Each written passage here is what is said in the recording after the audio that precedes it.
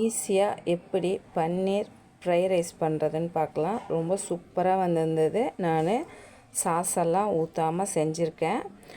மிளகாத்தூள், உப்பு, கரம் மசாலா போட்டு ஊற வச்சுட்டு பன்னீரை எண்ணெயில் பொரித்து எடுத்தாச்சு. அதே எண்ணெயில் பூண்டு போட்டிருக்கேன். அதுக்கப்புறம் ஒரே ஒரு ஆனியன் நீட்டு வாக்கில் கட் பண்ணி போட்டிருக்கேன். 2 பச்சை மிளகாய், கேரட்டு, பீன்ஸும் போட்டு ஒரு 5 நிமிஷம் வதக்கி விட்டுருங்க. வெந்த உடனே அதுக்கப்புறம் கோஸையும் குடமிளகாவையும் சேர்த்துக்கோங்க. அதுக்கப்புறம் கொஞ்சமாக உப்பு சேர்த்துக்கோங்க. காய்க்கு மட்டும் மிக்ஸ் பண்ணி எடுத்துட்டு கொஞ்சம் பெப்பரும் சீரகத்தூள், அதுக்கப்புறம் மிளகாத்தூள், ஃப்ரை ரைஸ் பவுட்ரு போட்டு மிக்ஸ் பண்ணிவிட்டு நல்லா 80% சாதத்தை வடித்து நல்லா ஆற வச்சுட்டு கொஞ்சம் உப்பு சேர்த்து நீங்கள் மிக்ஸ் பண்ணிவிடுங்க. மிக்ஸ் பண்ணிவிட்டு கொத்தமல்லி போட்டுக்கோங்க. ஃப்ரை பண்ண பன்னீரை போட்டுக்கோங்க. சூப்பராக வரும். கண்டிப்பாக ட்ரை பண்ணி பாருங்கள்.